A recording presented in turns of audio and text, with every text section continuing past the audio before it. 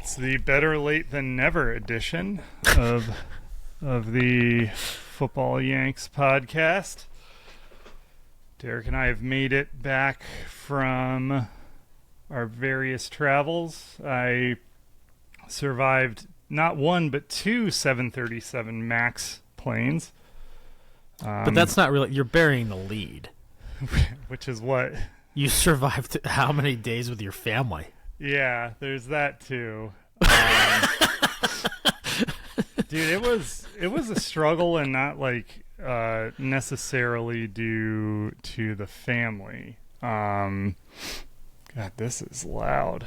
Not necessarily due to the family, but I got like food poisoning or something, and I was on the hook to cook the entire Thanksgiving meal because Shannon and I had volunteered to do that. Shannon cleaved her knee open, as well documented on this podcast, and it turns out, like, if you have surgery, I think this is common knowledge if you've had surgeries. So I'm sure you knew this, Derek, but you end up with like a elevated risk of blood clots for a period of time, and so she couldn't fly because flying also increases your risk of blood clots. So she wasn't there, so I was entirely on the hook to cook the Thanksgiving dinner. Riley provided some assistance, but Shannon, in addition to her many other talents, she also has a blog, like a recipe blog, that does very well, and she is she's not like a professional chef, but she is like quick in the kitchen. Like she's a far more capable sous chef than my sister was, although I was really happy to have her help. Like I think Shannon would have gotten things accomplished at like 5 times the speed of Riley. And then I got like food poisoning. I had this 36-hour issue where Luke said he got something similar when I talked to him last night, and I thought it was food poisoning too when I got sick like a month ago, but now I'm starting to think it was like the stomach flu. Some kind of bug, yeah. I don't, which is I still, because I'm a giant cuck, I still wear a mask at airports, like within the airport. I remove it when I get onto airplanes because the science is such that the filtration on airplanes is so strong that it's very unlikely that you'll catch something in flight, despite the dirty pieces of shit of general humanity around you. Yep. Yeah. That's just been my process since the pandemic, because I realized that it wasn't during the pandemic. It wasn't just that I wasn't getting COVID; it was that I just wasn't getting sick. And I was like, "This is kind of nice." So I wear a mask to any like medical facility, pharmacy, or in the airport, and that has served me well. But I did take it off on the airplane, and I was definitely in like crowded grocery stores and stuff, buying provisions and.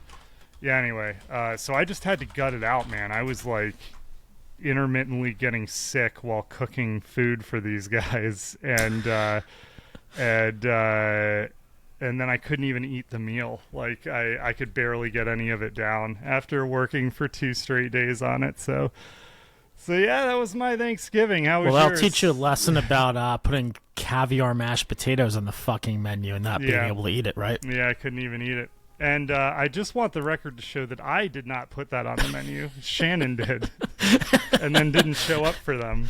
Yeah. So yeah. Ours is good. Yeah, we cooked a day early, so then we brought food to Grand Rapids, and that was good. So, but it was pretty relaxing overall. Like we went to Detroit one night, went to another small city, just kind of checked out some different restaurants. There's some There's some really good distilleries in Detroit, so we checked some of those out. Went to the new train station, so it was good. I'll be back there over Christmas. I'm excited to go because there's just relaxing stuff to do. The city's in much better shape than it was 10 or 15 years ago. Yeah, well, we'll probably fix that in the next 4.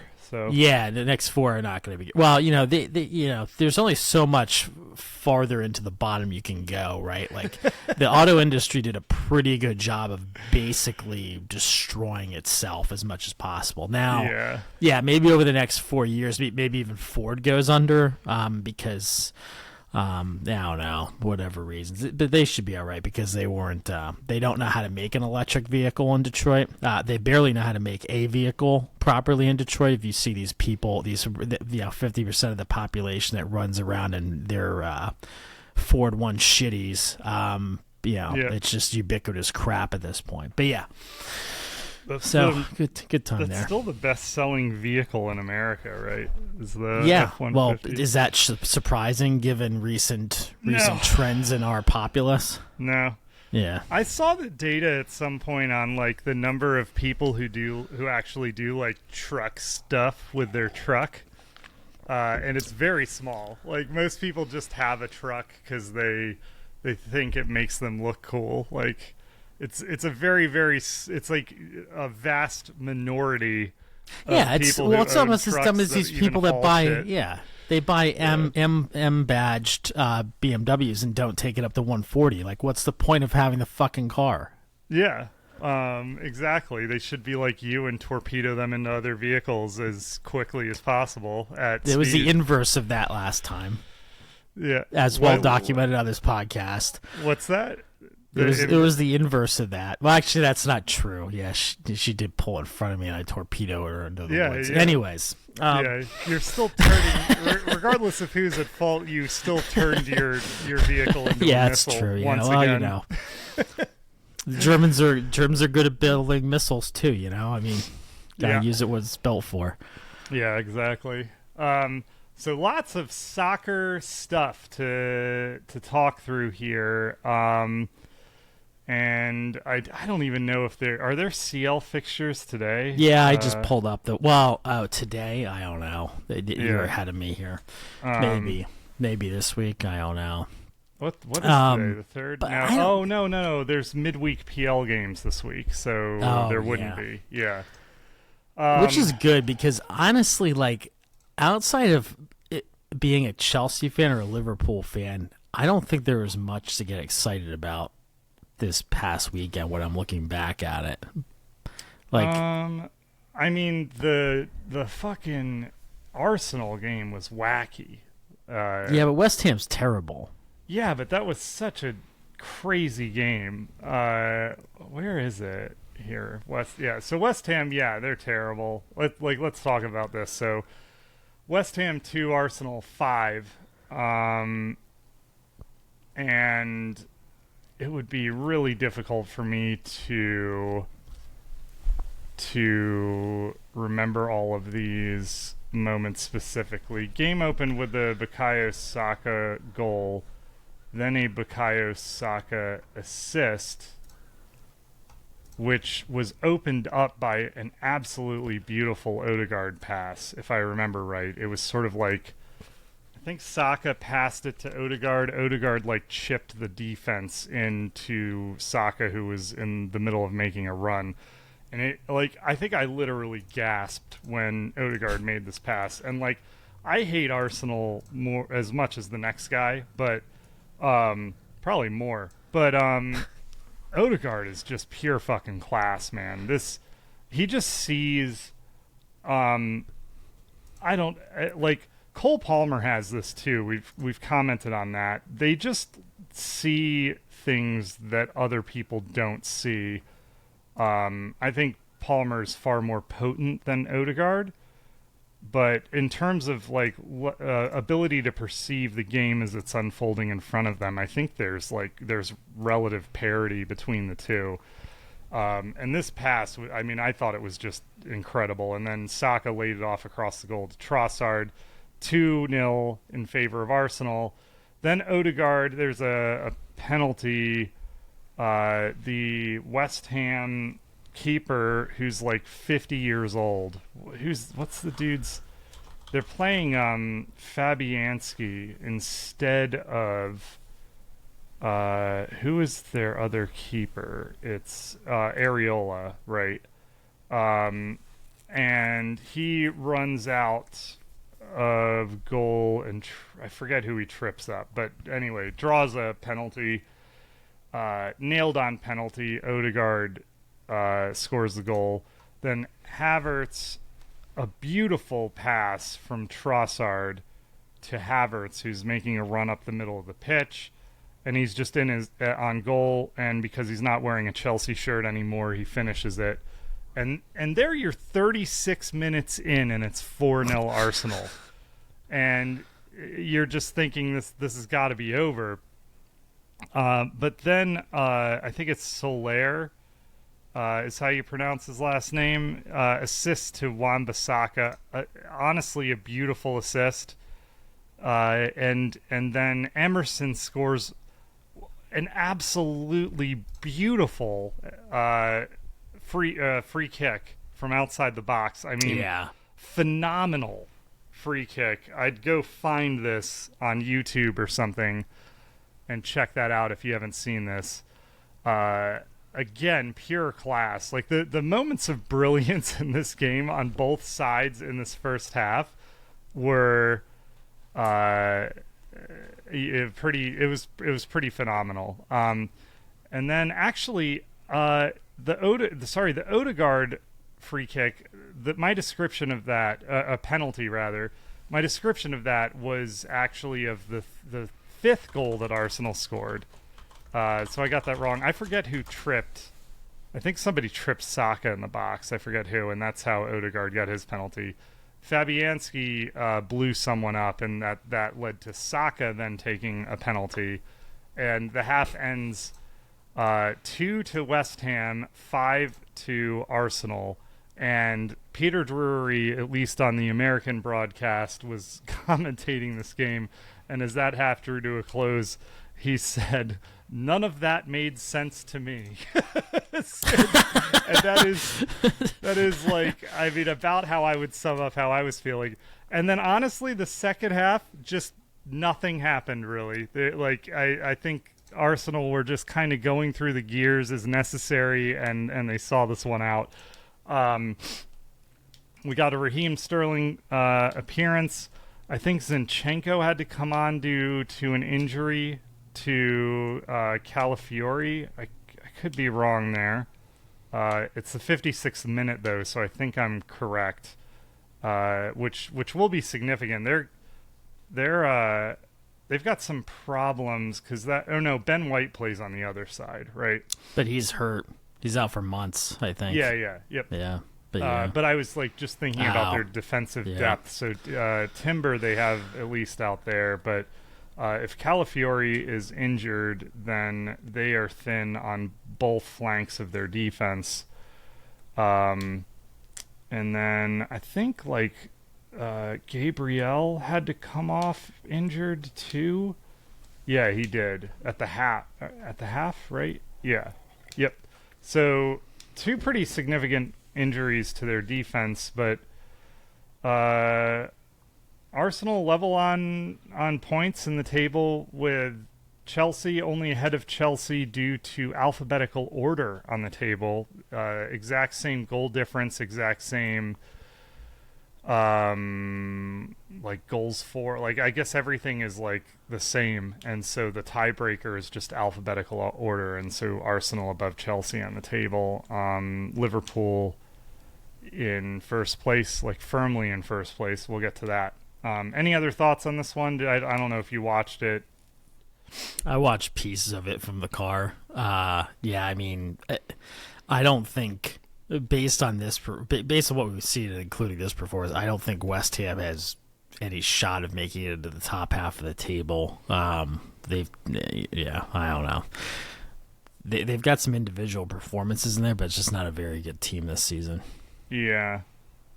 And, the only good thing, I guess, to the rest of us about Arsenal is that, like you said, they're thin on left the left flank at least, and for some reason Tierney's so bad that somehow Jorginho's playing ahead of him right now. So outside of that team's looking like, pretty good when all Havertz has to do is tap him in. Yeah.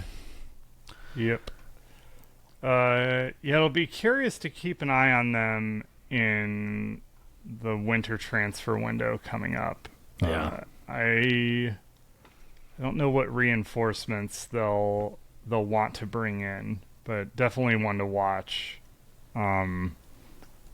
It feels like they're kind of, or at least their internal numbers show that they're up against it with FFP based on how conservative they were in the summer transfer window. I would have expected them to make a slightly bigger splash than they did. I mean, they brought in Calafiori, definitely a big marquee signing. I think it's pretty expensive. If memory serves me, around 70 million. Could be wrong there, but so that's a big signing. But they had a big outlay on Declan Rice, who was getting showered in booze here in this one against West Ham, which I thought was kind of silly. He stayed there for way longer than I think he should have, and secured a huge fee.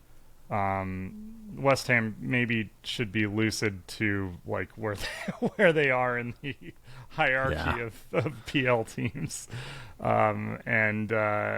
Rice brought them their first trophy in ages by winning the Conference League with them, and I don't know. It was hard to ask for more from Declan Rice. He should be getting cheers when he goes to West Ham.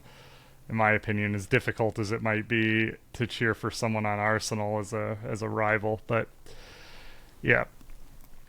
The only other, I guess, point of interest for me in this opening, I guess we're skipping over on Friday. Brighton drew to Southampton, which is kind of significant. Southampton, who Chelsea play tomorrow. They are starting to put together some results, looking at a minimum, a little difficult to beat.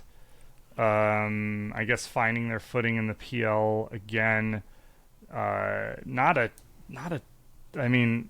Brighton had 3 big chances to their 1, so forced more goalkeeper saves. The expected goals are fairly similar here, although Southampton's, I didn't watch this one, but their I don't know if their goal was due to a penalty. Let's see if I can figure that out real quick. It was not. So yeah, relatively even on XG. Match momentum looks relatively even. So for them to play Brighton that way, that I think they'll be happy about that. And then Crystal Palace drew to Newcastle, which I think is interesting. Palace has not been in the best form, and I'd take this as a pretty good result against a somewhat resurgent Newcastle. Had been looking much better, I think, in recent games. Tonali's starting to look a lot better. Isak had been scoring, although I think he came off injured in this one. Yeah, he did. Yeah. And so yeah, I think this is a big result for Crystal Palace. Certainly a game that they should have, or I guess most people would have expected them to lose. Dude, they won. They drew. This ended 1-1. Never mind. Dude, Newcastle, never mind. I was reading this wrong. Listen to this. Crystal Palace absolutely dominated this game. I only watched, this was during Goal Rush, so I didn't actually see the entire development of this one. But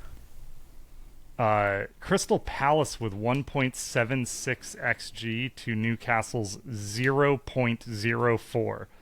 5 big chances to 0, 16 total shots to 1. Wow. Newcastle just completely toothless in this one. I mean, I might have to go back and watch this. I think that was the bigger... I would phrase it that way, right? Like, Newcastle has been disappointing all season. Another disappointing result. Palace has been pretty bad. They're it did well to get a point here. I think they'll pull themselves out of relegation relative to some of the other bottom feeders around them. But yeah, Newcastle cannot turn a corner. It does not look like they're turning a corner. They look like a bottom half team as well at this point. I mean, I've talked a lot about my disappointment with their midfield, but overall not playing well. I don't think they have the players to do it. Yeah, so I guess my comments on them being somewhat resurgent, they beat Chelsea in the EFL Cup to eliminate them. Yeah, but wasn't that right after we beat them up in the Premier League? We beat them in the PL. Then they beat us in the EFL Cup, and then they went to the Premier League and beat Arsenal 1-0, and then went to Forest and beat them 3-1 pretty handily, and then they lost to West Ham. That was in the PL. And now they drew to... so they're just really inconsistent, I guess. I think they play down to their competition a bit. Yeah. And you see that in this one in particular. Yeah, it's tough. So they're at 11th on the table right now. And so that wraps up the Sunday fixtures. And then, or Saturday rather, and then Sunday the juggernauts played on Sunday. So the early matches were Chelsea, Villa, Man United, Everton, and then Tottenham against Fulham. When you mentioned juggernauts, that's Everton, not Manchester United, right? And Fulham, not Tottenham. Yeah. All right. Just to keep check there. So Chelsea, let's talk through this one. You and I have not, like, we were both traveling, like we said earlier. We've not really discussed this one at length, other than comments in Discord here and there. You want to give your initial thoughts, and then I can walk through, or how to. You can lead us off. All right. I'm going to take a sip of water real quick. But, this was, for me, so Villa has been in rough shape recently, but this is a good team. It's a team that's playing in the Champions League. Agreed. Unai Emery is a fantastic coach. Honestly, he's won tons of trophies, sort of a serial winner, and they've just been sort of this rocket ship since he got there.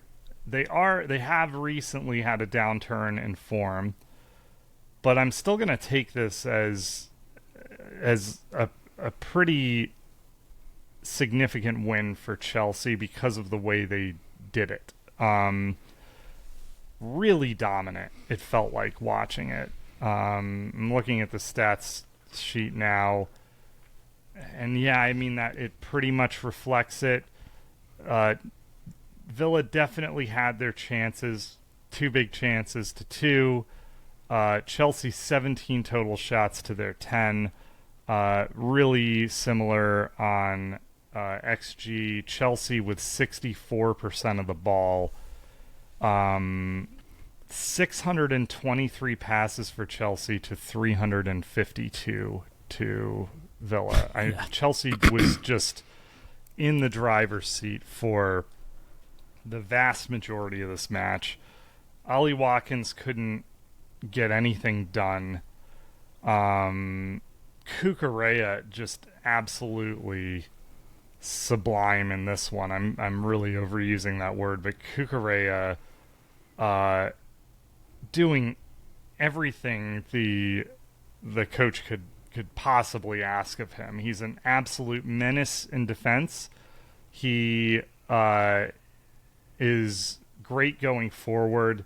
I think his passing is probably underrated. I mean, he's a La Masia product, so he's always going to have those like short, quick passes. His link up with Sancho, I thought, was great. On that flank, Enzo Fernandez gets a goal. I don't know if I said this yet, but Chelsea won this one 3-0. Enzo Fernandez with a fantastic goal, arriving in the box just like Maresca called him out for, or said that they'd been practicing, getting him to play that more advanced role, be a playmaker and also a goal threat from that position. Cole Palmer. Well, wait, let's talk about Cole Palmer last. Levi Colwill, I thought, was also excellent defensively, and his passing. This dude, we're so lucky to have him. Academy product. I think he's now signed fairly long term. Nailed on starter. Just pocketed Watkins in this one. Yeah, Watkins couldn't get anything done, and his if you watch him, his passing, I mean, he just breaks one or two lines with every pass he makes. It's crazy the way he reads the game from that position, and he's only going to get better. I mean, this is an England starter for the next decade and a Chelsea starter for the next decade, assuming he doesn't get hurt. And then there's actually, I guess there are two things we can talk about before Palmer. Caicedo starting at right back, which amounted to an incredibly aggressive formation in possession, which I think led to some of the stats that we went over at the beginning of this. Caicedo, seemed to have no problem defensively from this position. De Zerbi had played him in this role at Brighton a few times when necessary, but we hadn't seen him there as Chelsea fans. I thought he looked like, let's look at his stats. 5 ground duels won, 5 attempted, 3 won. Aerial duels won, passing accuracy of 88%, 3 key passes, which is nuts. He really can do it all. Defensively, his passing, again, I think is underrated. And then what this amounted to for Chelsea in possession is once the team got forward and set, we basically just had our two Wesley Fofana, who took a hamstring injury and is going to be out for a while, according to Maresca, and Colwill, basically the only two that were hanging back, with Caicedo and Cucurella sort of inverting at times, switching off, inverting into the middle, and then Cucurella also making runs up the flank at times. We just choked them in their half. And we being Chelsea, we're both Chelsea fans here.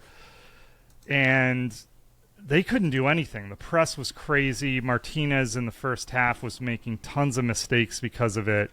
They for huge swaths of this one, Villa just couldn't get out of their own half. I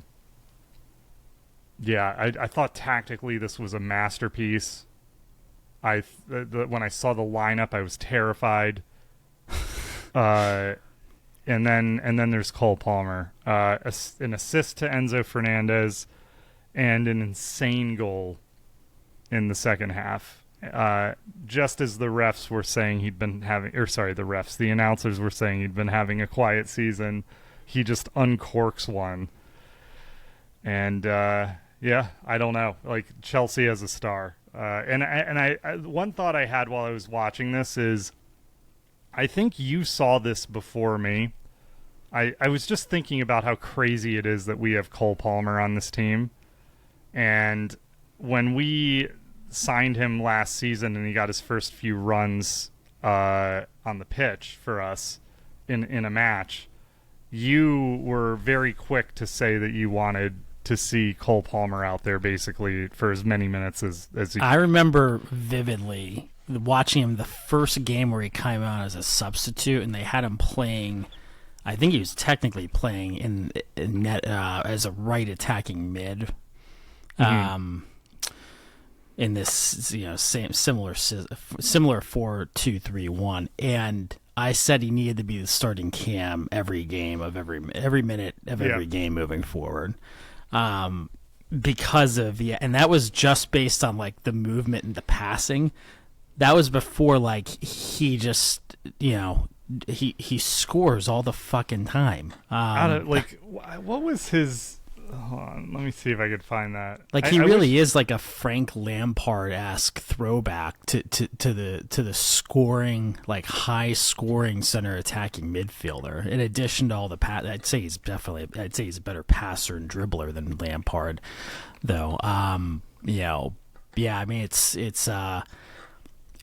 and you've seen a lot. There just aren't a lot of those typecast players for this formation out there, that much less that play at this level in this type of league consistently, much less at this age, right? Like it's just crazy. Yeah. But yeah, so it's interesting. Caicedo is, like as you alluded to, is one of those guys that could play as kind of an inverted fullback, and we saw that at times. But he's also, like, I'd say much better getting forward than some of the guys you've seen play that role for Chelsea or others. Just having somebody in the squad like that's that flexible to be able to fill gaps is a huge benefit, and then being able, not just that, but putting somebody out there that's a plus player at that role and really fucks with the other team in terms of tracking them and setting up like a defense to defend, because you don't know if the attack's going to initiate with him inverting to the middle or he's going to overlap or whatever, right? Is a huge advantage. Fofana, it's upsetting, disappointing that he's made a glass, because I think, to your point, that's a real pairing that we had kind of figured out. Now we're gonna have to go back to the drawing board and hope that Badiashile fits in well. Though he's been playing pretty well, to be fair. Yep. And yeah, it's tricky, because I feel like Arsenal's defense is, up until some of the, excluding some of the recent issues, we'll see how they work those out on the flank, has been just more consistent than ours is. And I think that's where they have the leg up. But like everything else, we check all the boxes, right? Like, and again, you see Madueke, João Felix, and Gusto coming off the bench. I mean, it's just kind of silly at that point. You've got a resurgent Fernandez that almost makes the Caicedo thing like make sense potentially on a long-term standpoint. So they're firing on all cylinders right now. Sancho's back in the mix. He was kind of like on the fringe, right, hurt and stuff. So he's back in there, played well. Bodes well for him moving forward. So much so that it sounds like you actually are buying into the title chase. Propaganda that I've been spewing. Yeah, I don't actually think so, but it's crazy. I'll call. The distance, between us and Liverpool is the same as Crystal Palace and not quite that much. Same as Everton and Tottenham right now. There's 9 points.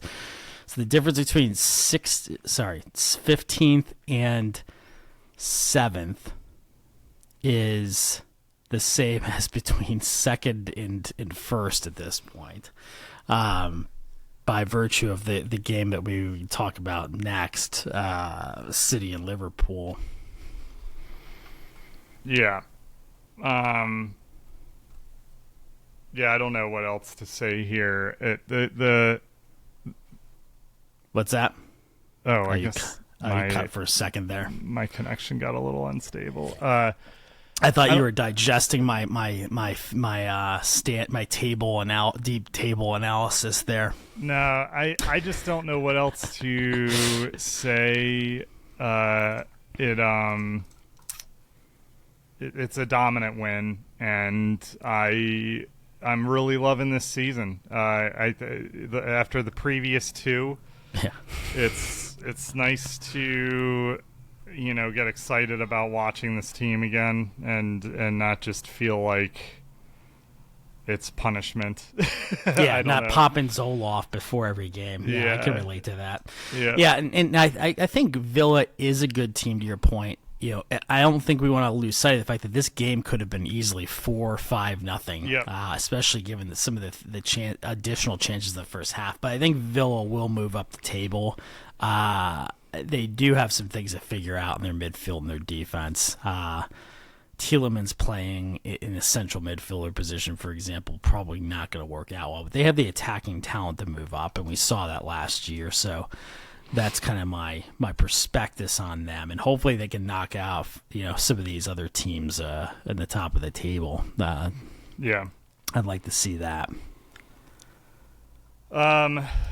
Yeah, so moving on, I don't think there's much to talk about with Man United, Everton. 4-0 United, Xerxes with 2 goals, Rashford with 2 goals. I think Xerxes scoring 2 goals says all anyone needs to know about the quality of competition Everton was putting up in this one. Yeah, I will say that I don't know. I'm not like putting too much stock in this win. People were freaking. It is a dominant win, obviously. 4-0 I'm putting zero stock in this. I didn't know people were reacting as if this meant anything. Yeah. I posed this question in the Discord. Nobody responded, but would you rather? So people were like, "This is a thumping 4-0 win for Man United." I would take a 3-0 win over Villa every day of the week over 4-0 against Everton. Cole Palmer scored 4 alone on this team last season. No, it's not even. I don't even think. Yeah, it's not. There aren't comparisons aren't even applicable here. I mean, Everton is a relegation team. Yeah, I hope they get relegated. Yeah, I would love that. Yeah. So quickly moving on, we've got Tottenham Fulham, which is interesting. Well, the predictions came true, right? Everybody said, "Oh, look, this is the team that'll beat City, right? And then come back and fluff it, and they basically did that. I mean, they should, on talent, they should be beating Fulham. I don't think it's not a locked in win, but certainly you get that result against City. You've got momentum.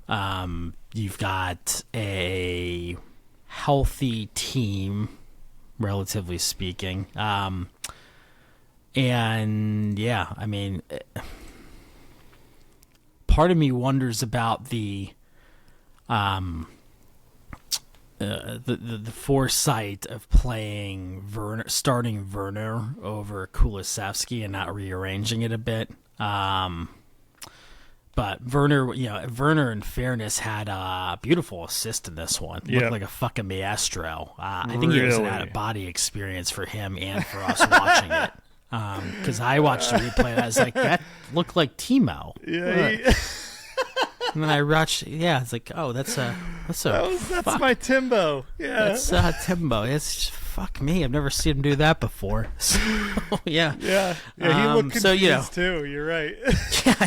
Well, I don't know if he was as surprised as we were. That's just the look that he carries on his face. But yeah.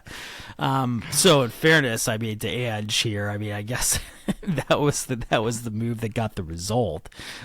Despite what I may have thought at face value here, but yeah, I mean, the draw is just not good enough for the expectations for this team, and but I think it slots in well for like what we want out of this, right? Like, good for them beating City. They're not threatening us because they're going to go get a tie against Fulham, and throwing the same shit at the wall could last for years, which is Great news. And while Luke seems a little bit more apprehensive to come on the pod, I think hopefully he's not too bitter or triggered by whatever happens next week. And I haven't looked ahead to who's Tottenham's playing. Well, they have a midweek game, and I don't know who they're playing either. They have a midweek Bournemouth, game. and then is that the 8th? Fuck, I'm gonna have to find what's going on the 8th. I'll be in New York. I'm gonna have to find somewhere to watch that game. Maybe by myself. There's usually takers. I'll have to see what time the game is. Who is it? Chelsea. Oh, okay. So this weekend? Sunday. This coming Sunday? Yeah, that's 4:30. Yeah, might have to do some pre-dinner beverages for the game there. It's Sunday at 4:30? That's what it looks like. What a weird time. I don't know. Maybe this website's wrong. I don't know. Who knows? That would be 10:30 UK. That can't be right. It's 11:30 on Is Sunday. it? Yeah, 11:30 a.m. What the fuck does this kickoff 14? Yeah, okay. Must not be adjusted for the time difference. Yeah, 11:30. Okay, yes, soccer brunch. So I need lunch. to start scheduling that. I'll get in the group chat here. 4:30. I was the British, the English are fucking crazy. They're starting soccer games. Well, the two aren't mutually exclusive, but yeah.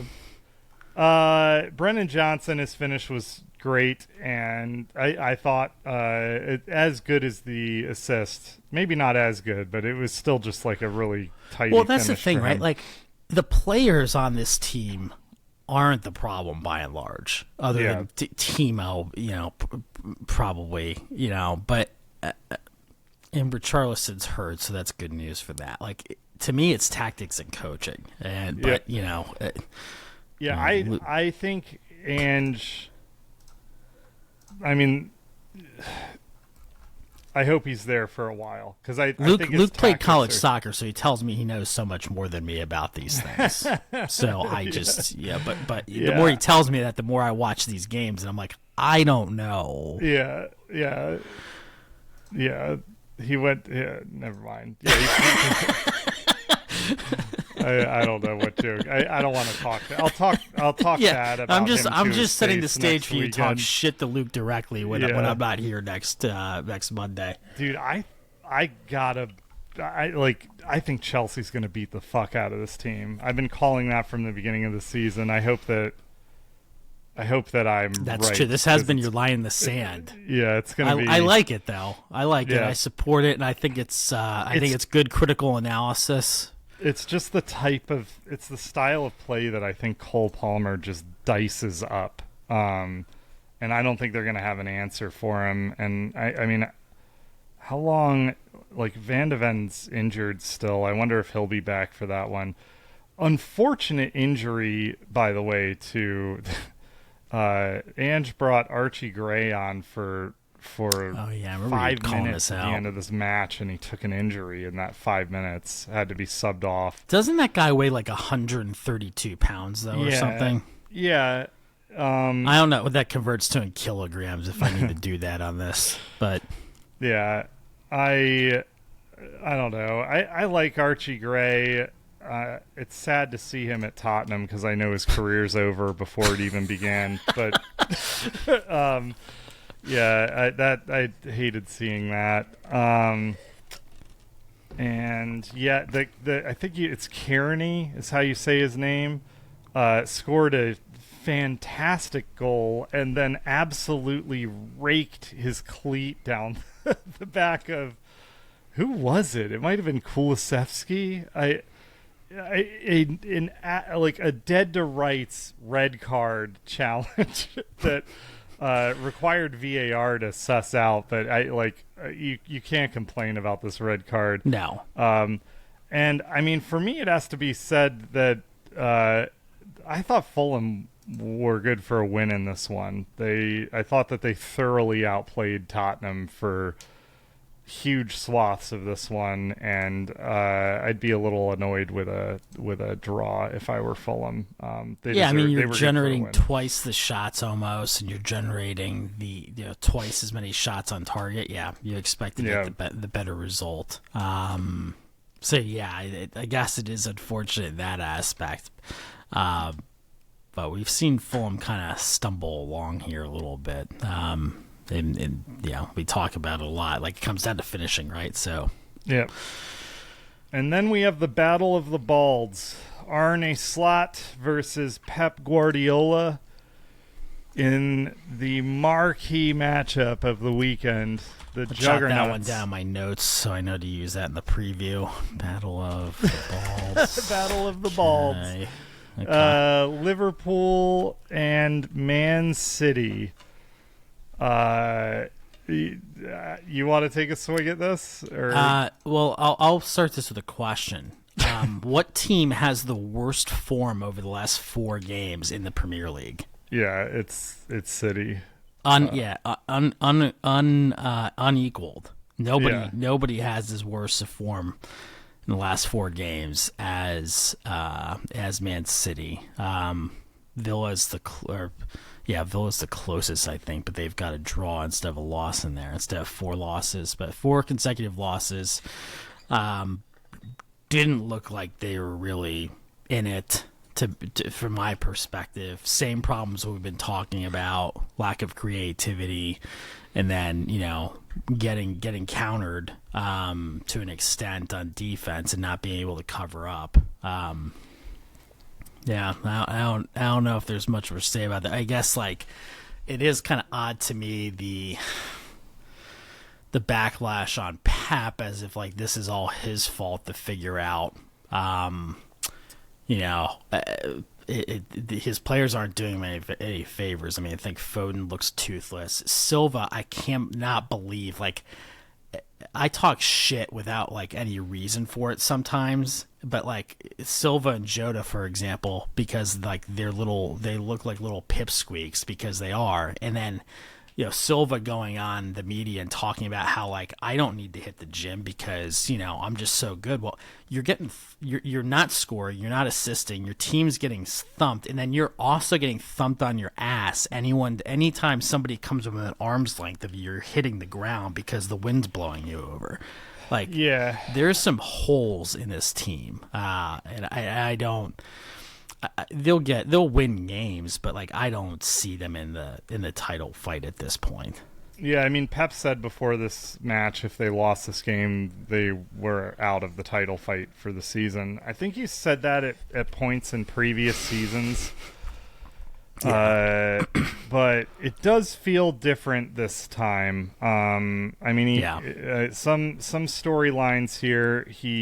I thought Kyle Walker looked fucking terrible. He completely switched off on the opening. Was it the opening goal? No. And he's done that throughout his career, right? And, like, that was one of the things I think Pep had to, like, drill out of him. Yeah. But even that's coming back now. Yeah, and I don't know. Like, I mean, it felt like he was getting burned fairly regularly on that flank, and every time he was like pleading with the refs for an offside flag. And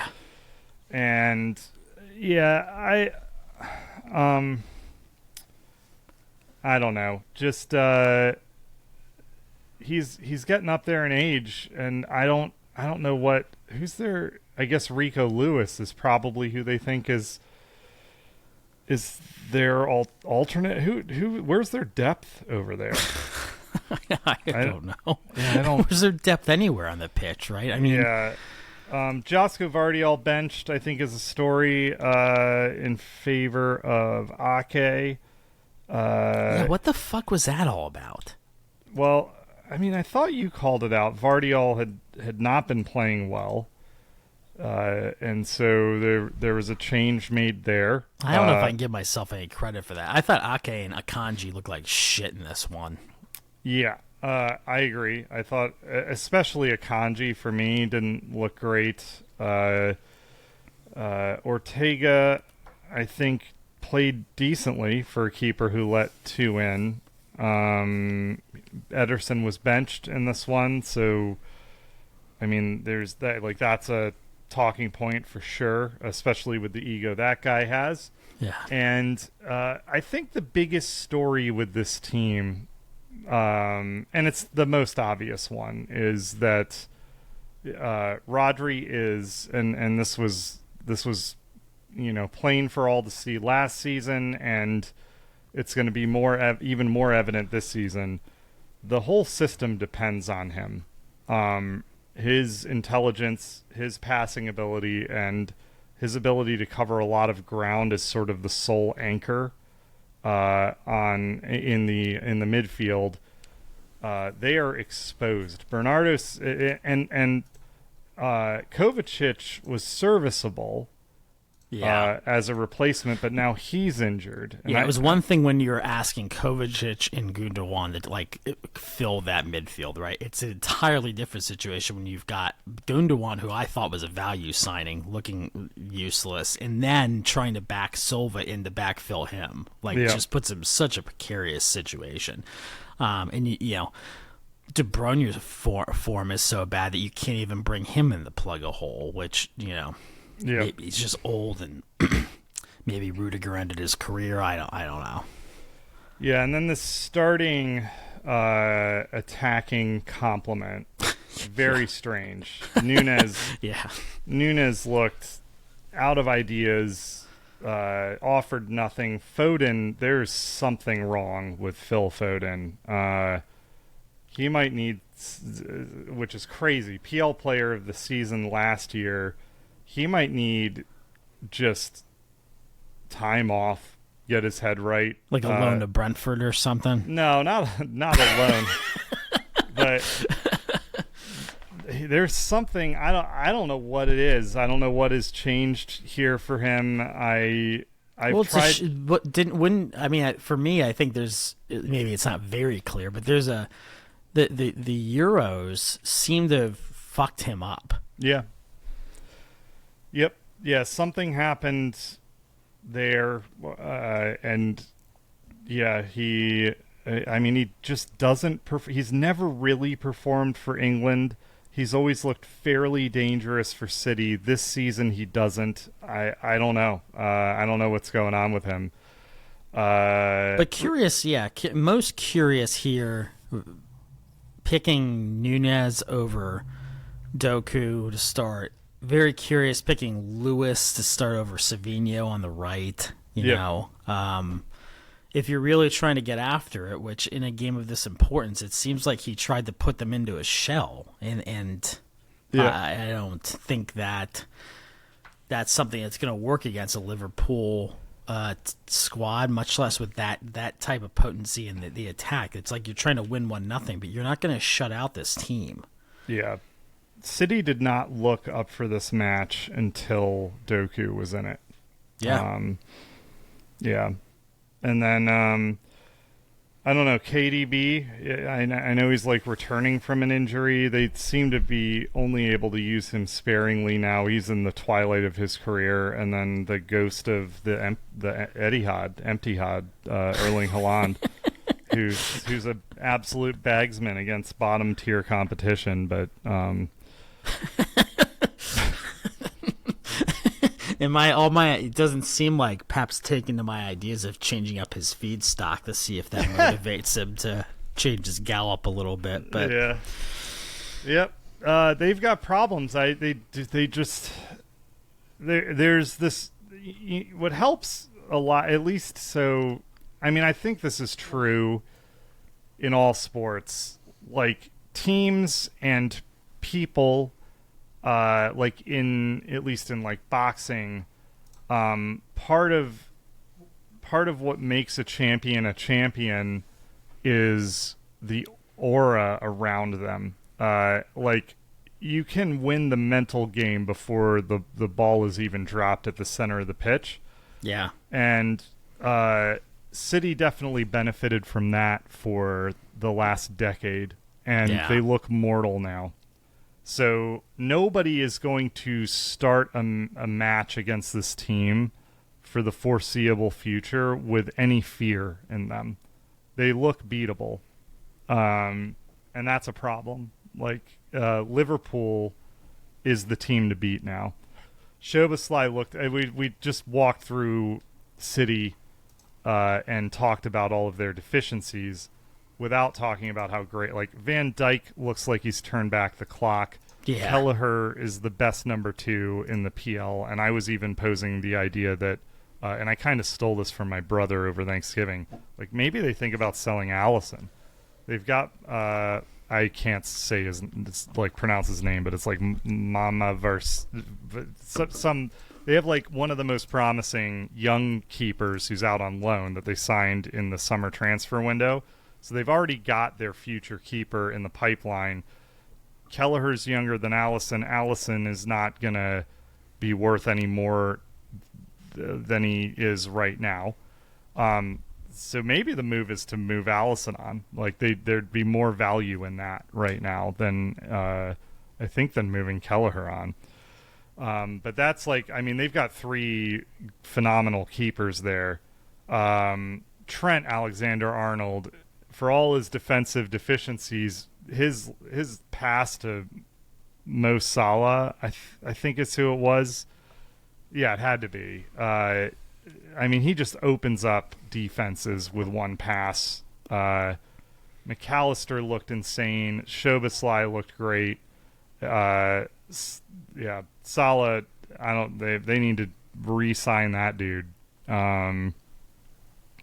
Despite his age, I mean, he looks as lethal as ever. Yeah, so dominating performance by Liverpool. Yeah, I mean, as good as that win was, I do, and you know, they have a very good lead, and maybe that's ultimately what seals it for him. But like, playing Diaz out of position is problematic because of how bad Darwin has been, because he isn't good ever. Like, he's never been good, as much as the hype is. And, you know, Robertson and Trent can be exposed at times on the outside. They do have a little bit of an optionality there. So there's some opportunities, I think, for people to come after them. You know, I think Arsenal and Chelsea in particular, and the better counter-attacking teams. So I don't think this one's over yet, but certainly they're sitting pretty. Not with any glaring deficiencies at the moment. Yeah. And probably the biggest difference between these two teams is their squad building. Like, Liverpool came into this with 5 major injuries to City's 3. Yeah. But City keeps such a lean squad that there are no options for them right now. Well, yeah. But I guess you look at it and it's like Grealish, Savinho, Doku, De Bruyne coming off the bench. Like 6 months ago, we'd think that, when it's 6 months ago, 4 months ago, we'd think that's like the best, most aggressive attacking pattern substitution you could have. And it meant nothing, less than nothing in this one. Where the hell is John Stones? No clue. I don't even know where he maybe they sent him on an early break. I don't know. Yeah, he just didn't featured and was not listed as an injury either. Bizarre. Yeah. But weird things there, and yeah. But yeah, I guess despite what I would say are opportunities, right? I don't want to lose sight of the fact that these guys, in my opinion, absolutely embarrassed Real Madrid midweek, winning 2-0. But there was nothing in it for Real, and the Mbappe joke continues to escalate. Frankly, I hope that guy is a sports psychologist. Well, yeah, I mean, but maybe he's just thinking about going to jail. I don't know, but I don't know what his allegedly problem is. I said maybe. Yeah. Yeah, I mean, but you don't feel. I don't feel any kind of way bad for him, regardless of the outcome of that, because he's just kind of he's a prima donna. He's kind of comes across as a dick. His personality is not something that his teammates or fans gravitate towards. by and by. Maybe there was a lot of pressure put on him to be the savior of French soccer because, you know, the other guys aren't as charismatic or never came to fruition in Pogba's case. But, yeah. But not, you know, more importantly, you know, Liverpool kind of asserted themselves on a big stage as we've seen them do before, and they look like they're on a mission in the Champions League at the moment as well. Yep. I think that kind anything of wraps else on it the for EPL? The PL, yeah. So Did you have other things to roll through? Well, so I think the maybe even the more interesting one for this podcast at least was PSV came back to beat Shakhtar Donetsk. Yeah. And that was a comeback that started in the 87th minute. They were down 2-0. 87th minute, Tillman puts the team on his fucking back and scores in the 87th and 90th minute. And then Pepe comes on as a substitute and scores the game winner in the 95th minute.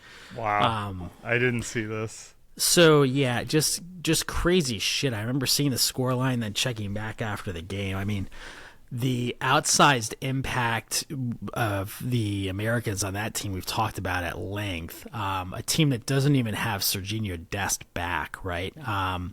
And so it's meant everything to that team, and it's meant everything to the form of Tillman and Pepe, even prior to this one. They come good again. They definitely have found the right fit there, I think. I think that's the right fit for Dest.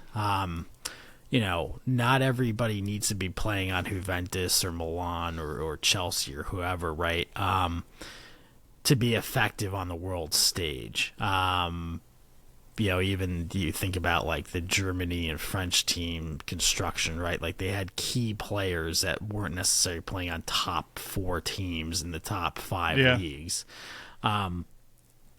So I think, you know, we've really turned a corner, in my opinion, with the depth and the solidity of their overall U.S. player pool, despite, you know, what the Alexi Lawlesses and others might have to say about shit relative to when they were in their heyday, according to them. But, yeah, cool result for them in the Champions League there. But get them up to 8 points there. I won't pretend to understand how any of this league phase shit works in this revamped thing, so maybe I'll look at that sometime this week. Yeah, it's pretty weird. Yeah, what else? Yeah, that was kind of the... Oh, you know, one thing that was interesting is, I don't know if you came across this, but... essentially the FIFA requisitioned report from FIFA on the building of the World Cup venues in Qatar came out, where basically they issued a report saying they were responsible to an extent for social rights and workers' rights violations. And are going to take steps to meet that responsibility, yada yada, some kind of payouts to help the workers, and punchline. This will be good because this won't happen again in Saudi Arabia, which we can all laugh at from now until it does happen in Saudi Arabia. It I don't know. It seems like this kind of self-congratulatory bullshit that you would expect in order to continue not just the sports washing, but the cheap and abusive labor practices that FIFA and I don't even know what you want to call these entities in the Middle East at this point have kind of built their fiefdom on, and will continue to do so until you start taking away the opportunities, right? Like, you could sit here and say, oh, maybe we shouldn't have this in a part of the world where, like, people aren't protected, but they're not going to take that step. They're just going to, brush it off and say we've made these grand changes. Yeah. Yeah, they it's obviously like much easier to deal with like a single dictator Yeah. or whatever, king or whatever, to award these, and then there's all the backdoor deals, greasing of the wheels for the process, all of that. Yeah, I mean, it's like it's corruption out in the open with a light shining on it for all to see, and you know, I guess nothing can be done about it. I don't know. This was laughable the way this was awarded. It was really. We covered it earlier, but like, it was something like FIFA opened. It probably not this extreme, but it was like FIFA accepted submissions proposals for like a 2-hour window. Yeah. Something like that, and like Saudi just had one ready to go, and like any nation that has any level of human rights also has to like vote on things and like appropriate funding for stuff like this. And now they scan through the proposal, they check their bank account, all things, all the boxes were all ticked. clear. So all right, I think that was my last tidbit for today. I guess the last shout out it would be there was the international friendly between the US and England. Emma Hayes returning to her home as the head coach of the US national team. Ended in I watched parts of it while I think it was on during some of the PL games. I was switching back and forth a little bit. Felt like the first half very much dominated by the US women. Second half, England really came back into the game, and it felt like they could have snuck it in and come away with the win. Ended in a 0-0 draw, and the big, I guess, storyline here, like that I saw all over the British press, was Pochettino showing up and people sort of insinuating that he was trying to steal the thunder from Emma Hayes, and I commented on this in Discord, thought I'd bring it up here. Like, I think that it's probably not that sinister. Like, not everything is that sinister. These two were both Chelsea coaches. They are probably friends from that period last year. They both dealt with the weirdness of the new Chelsea ownership, and now they're both U.S. national team coaches. And I don't know why we didn't view, and I hate you guys listen to this podcast. I hate Poch as much as the next guy. I don't like that he's the U.S. men's team coach, because I think he's going to destroy our players physically. All